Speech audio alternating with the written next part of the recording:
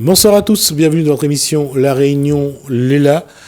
On espère que vous allez bien, que le moral est quand même en forme, puisque la guerre, malheureusement, à l'heure où on en parle, n'est pas terminée, et que malgré tout, on voit des Réunionnais dans la rue qui manifestent pour la paix, et ça, c'est une bonne chose.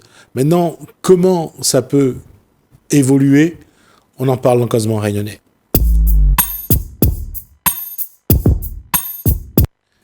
Bonsoir Rigondin. Bonsoir. Je disais, les Réunionnais, une petite centaine, on ne va pas non plus faire vous mentir. Il y a quand même les Réunionnais parlent de la guerre. Les Réunionnais subissent les effets de la guerre, c'est un paradoxe, mais c'est vrai. Le prix du carburant, le prix du gaz, et dans les... Et même psychologiquement. Ouais. Il n'y a que ça tous les jours à la télé. Ça fait un peu peur, la guerre, mais ça pose la question de nos élites. Parce que ce qui ne devait pas arriver est arrivé. Donc, normalement, dans le monde, il y a des dirigeants. Normalement, ces dirigeants ne doivent pas être des va-t-en-guerre. Ce sont des gens qui sont là pour anticiper, pour faire en sorte qu'il n'y ait pas de guerre, au fond, qu'on vit dans un monde apaisé, un monde réunionisé, comme on dit. Et là, on voit bien cette guerre, on écoute un petit peu autour, ce qui aurait pu être évité largement. Bon, on découvre qu'il y a une guerre qui se mène aux frontières de l'Ukraine et de la Russie, au Donbass, depuis 8 ans. Et Poutine, lui, il demande pas grand-chose, apparemment, la reconnaissance de la Crimée. De toute façon, ce qu'il demande, là, il va, de façon diplomatique, ce qu'il a demandé, il va l'avoir par la force. Alors qu'on aurait pu diplomatiquement éviter tous ces morts, apaiser le jeu. Je ne dis pas lui offrir la frontière, le Donbass, comme ils disent, mais c'est surtout, ça, là où il a insisté beaucoup, en écoutant, c'est qu'il voulait la neutralité de l'Ukraine. Un peu comme à la Finlande, qui est neutre et qui n'a jamais voulu adhérer à l'OTAN, justement, pour être neutre. Un peu comme si vous avez deux gros costauds, forts, vous êtes au milieu, vous êtes neutre, donc vous êtes protégé. Quand vous prenez parti, vous risquez de vous faire taper. Voilà. Et c'est ce qui s'est passé pour l'Ukraine. La crainte de Poutine, lorsqu'il demande la neutralité de l'Ukraine, c'est que de ne pas voir les armes de l'OTAN à sa frontière, sur le territoire de l'Ukraine. Voilà. C'est cette crainte que Poutine a, et c'est pour ça qu'il voulait la neutralité de l'Ukraine, un peu comme une Suisse ou la Finlande au milieu, entre les deux, et il est tranquille. Mais donc, et en 2019, il y a un nouveau président en Ukraine, c'est Zelensky. Apparemment, c'est un clown de la télévision qu'on a fabriqué et qui est devenu président. Je veux dire, et cela, ça pose la question de fabrication des élites, des gens qui vont traiter pour nous. Et comme l'Ukraine s'occidentalise, mais presque s'américanise, donc c'est pur produit de la télé. Si on fait une extrapolation, si on continue comme ça, dans ce système-là, dans 5 ans, vous allez avoir Cyril Hanouna, président de la République française. C'est caricatural. C'est possible, parce que plus vous passez à la télé, plus vous allez sans dessus, plus vous faites le clown, et c'est ce qui s'est passé en Ukraine. Bon, jusque-là, il n'y a pas de problème. Donc, maintenant,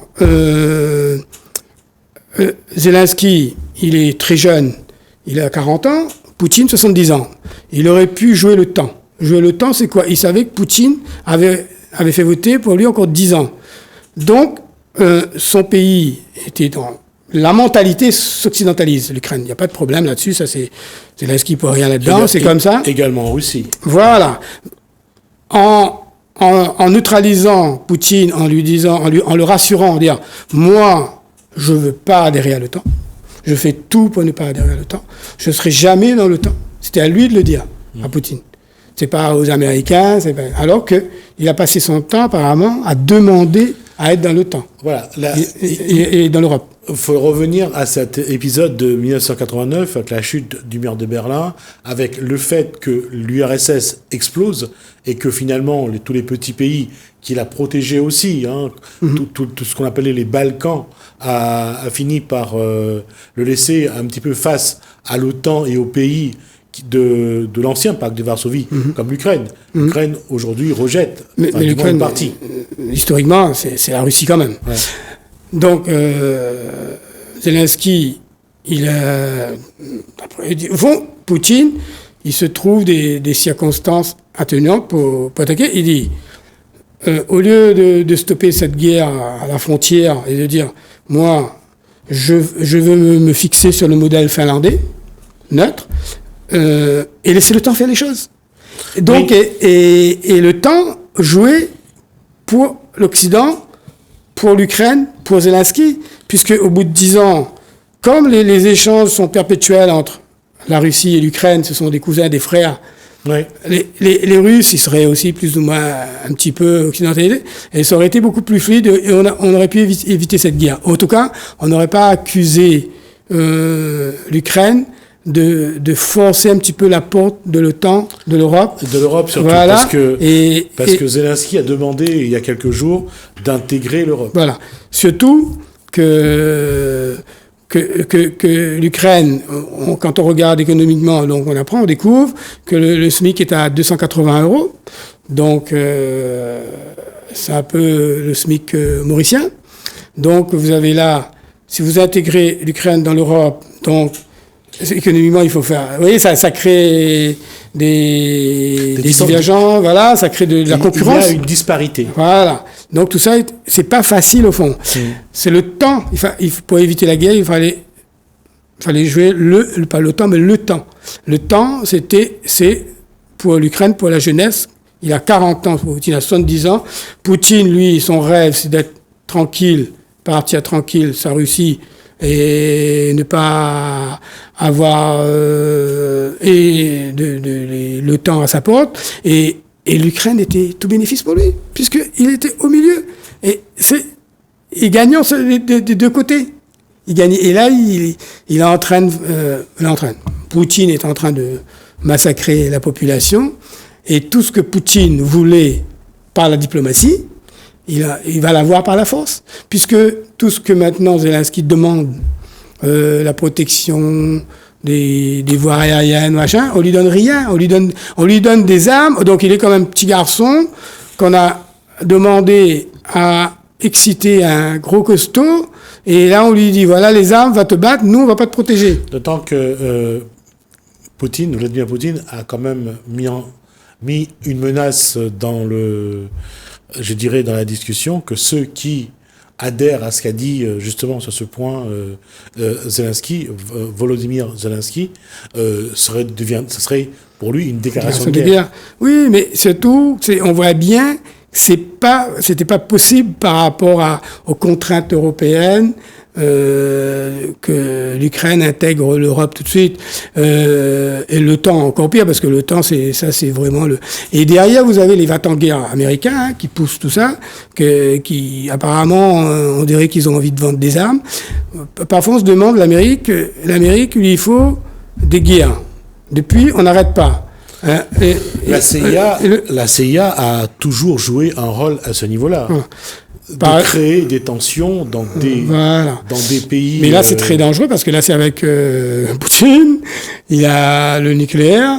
Mais de toute façon, ça ne va pas aller plus loin. Ce que Poutine voulait par la diplomatie depuis 8 ans, depuis 10 ans, on ne lui a pas donné, il n'aura pas la force, et personne ne bouge, et personne ne va bouger. Et on dira aux Ukrainiens de se battre eux-mêmes et de se faire massacrer. À un moment donné, il faut trouver une solution. Et bon, bien sûr, ils discutent. Je vois pas comment on va arriver sans céder. Du moment que l'Ukraine garde son indépendance, c'est le principal. Et après, ça fera une régression pour l'Ukraine, parce qu'il faudra tout redémarrer, tout le processus démocratique qui est mis à mal, alors qu'ils étaient dans un bon processus. Là, je pense que l'Ukraine n'a pas a pas eu quelque part la bonne personne pour anticiper les bonnes décisions. Après, ben, ils viennent de la télé, il y a la télé, mais on est de la télé, on est intelligent aussi.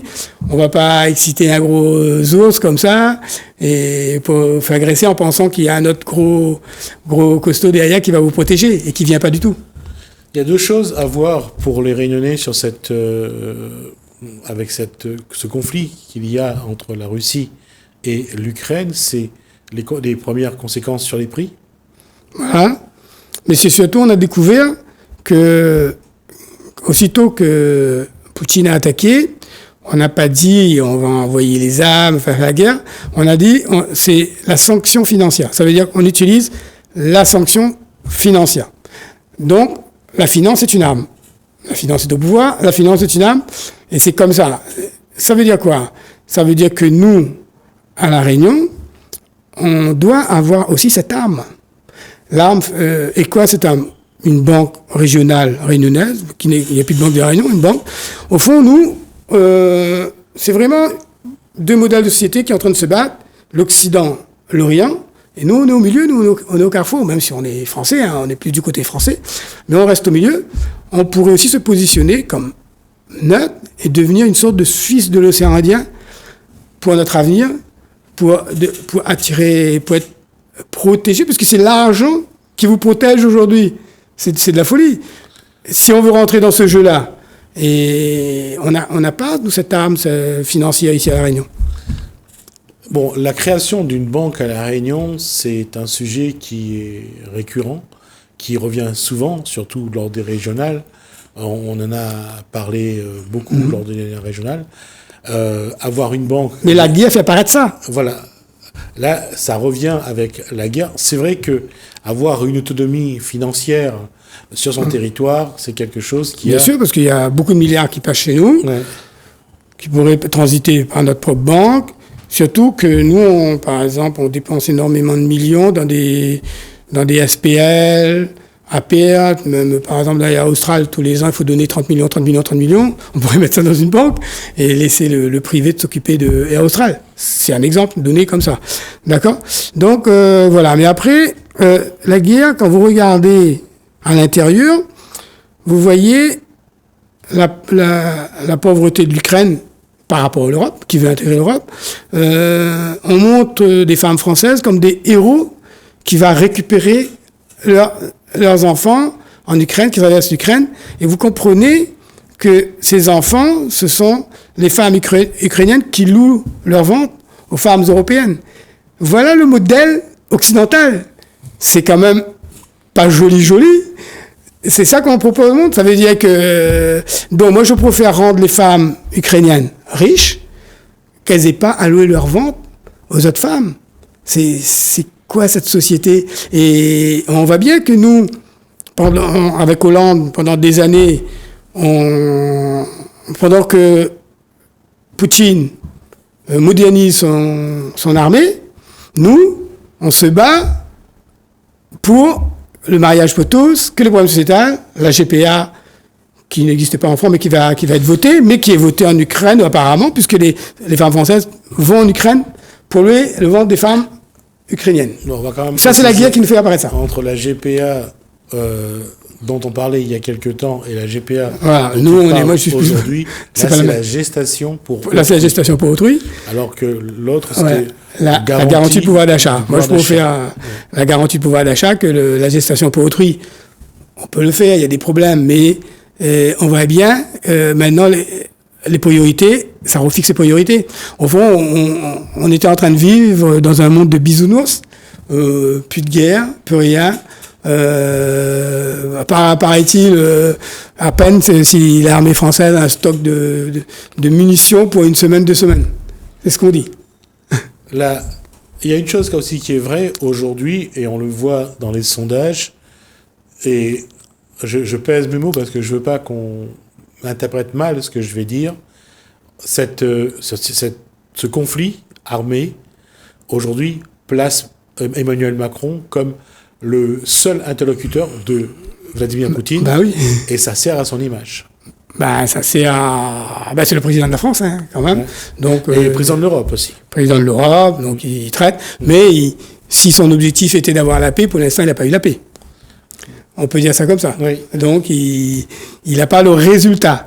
Mais comme on espère le résultat, donc on est contraint et forcé de lui faire confiance et de façon qu'il puisse avoir un résultat. Oui, mais est-ce qu'il faut craindre, ça c'est ce que Marine Le Pen a dit, est-ce qu'il faut craindre que si ce conflit perdure, qu'il n'y aurait pas de débat qu'il n'y aura vraiment de débat sur la présidentielle française? Là, ça va être compliqué. Ça rebat un petit peu les cartes pour la présidentielle. Emmanuel Macron, il était donné déjà gagnant, plus ou moins.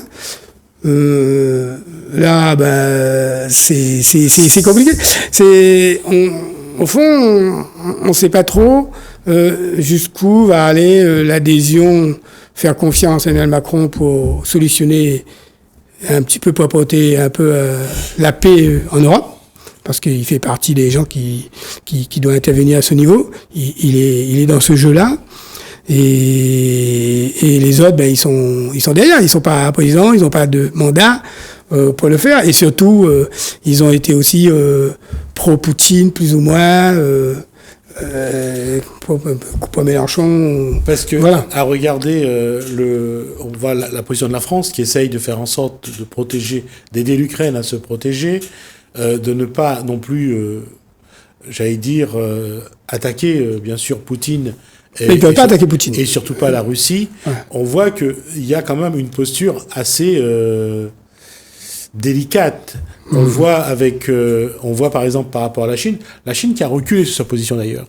La Chine qui disait je peux servir d'intermédiaire. Aujourd'hui, la Chine se décale un peu de la Russie.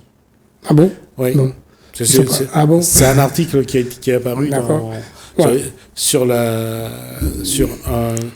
un journal national. La question, de toute façon, je pense que... On a vu Madagascar ne pas prendre position dans ce conflit. Normalement, Madagascar, il est pro-français, toujours. Mais ils prennent pas position. Mais moi, je pense que si on va s'arrêter sur l'Ukraine, Poutine, apparemment, il avait la garantie qu'il pouvait attaquer l'Ukraine et être tranquille et avancer. Il savait que personne n'allait bouger.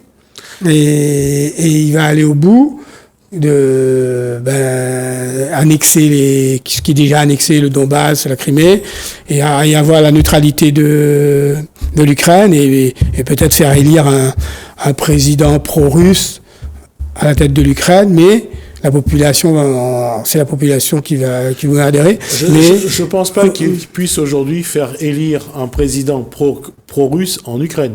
Après avoir fait la guerre à l'Ukraine, je suis pas sûr que la population... il va imposer. En tout cas, un président qui va accepter la neutralité. Oui, ça c'est autre chose. Voilà, tu vas voir quelqu'un qui va aller dans ce sens-là et qui va pas demander à être dans l'OTAN ni dans l'Europe. Ouais. Et qui va se fixer sur le modèle finlandais. Tout ça était facilement anticipable. Il suffisait de le faire avant et il n'y aurait pas eu de guerre.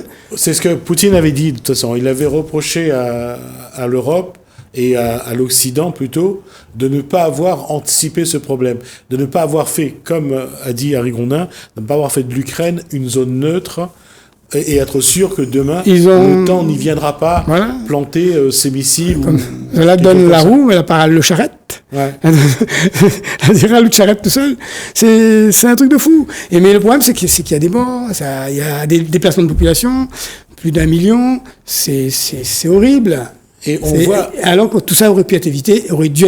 Et c'est là où il y a... Et c'est là que je pose la question des élites, fabrication des élites en Europe, en Occident, qui viennent de plus en plus des médias, mais c'est pas des vrais combattants politiques avec des idées, qui n'ont pas un parcours politique au fond. Ils sont là, c'est un produit et qu'on a mis en avant.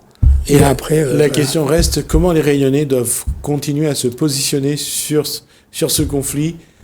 Bien sûr, tout le monde est pour la paix. Comment se positionner parce que nous avons aussi, ici à La Réunion, une association franco-russe. Ben, bien sûr. On a bien sûr des Ukrainiens. On a tout, c'est le cœur, les gens sont pas. C'est pas. Alors, faut bien comprendre que le peuple n'est pas en guerre. Hein. Non, le peuple. C'est les dirigeants. Ouais. Apparemment, on voit bien que c'est Poutine, c'est un truc entre dirigeants qui n'arrivent pas à s'entendre et le peuple subit. Alors, il faudrait qu'à un moment donné, le peuple fasse grève de la guerre. Harry Gondin dira réunionisation. J'avancerai le mot vivre ensemble. C'est ce que, pour l'instant, nous réussissons sur ce caillou de la Réunion, bout de terre française, et pas seulement parce que la France y est depuis 1600... depuis 400 ans. Depuis 1163 avec Louis Payen. Non, à 1146 avec les 12 premiers mutins, si on part de là. Donc c'est vraiment une terre française, parce que ça n'a pas été colonisé. C'est vraiment un bout de caillou qui appartient à la France. Il n'y avait pas d'habitants, on n'est pas des génocidaires. Voilà. On n'a pas attaqué un pays, on n'a pas tué personne. Quelle doit être la position des Réunionnais? Comment nous devons nous positionner par rapport à cette guerre? Nous, on doit être... c'est un combat entre l'Occident et l'Orient. Nous, on fait partie de l'Occident, bien sûr, mais on n'est pas contre cet Orient. Ils ont des coutumes, ils ont des cultures, on doit respecter. Ils ont des valeurs que nous, on a mis un peu de côté. Ils ont des valeurs familiales très ancrées, ils ont des valeurs religieuses, peut-être on peut s'inspirer aussi, mais je crois qu'à l'intérieur de la France même, ces valeurs restent, mais on dirait qu'il y a les gouvernements occidentaux, en tout cas pour diviser la population, on s'attaque beaucoup aux valeurs. En tout cas, on priorise pas les valeurs familiales, les valeurs religieuses, on priorise les valeurs individuelles, et l'argent. LGBT, l'argent, qui n'est pas une priorité. On verra comment ça évolue. D'ici là, on verra. Vive la paix. On reviendra dessus. Surtout la prochaine fois, on parlera présidentiel. Je pense que... On va essayer. On a vu que tout le monde a plus ou moins eu leur parrainage. Ils ont tous eu leur parrainage, c'est bien. Et comme quoi, ils sont solidaires. Hein. Ils se sont réunis, ils ont récolté les parrainages et ils ont donné à 3 personnes. D'accord. On en parlera la prochaine fois. En tout cas, merci Harry Gondin. Merci à vous de nous avoir suivis. Merci Alain, merci François. Je vous dis à bientôt. Je sais pas si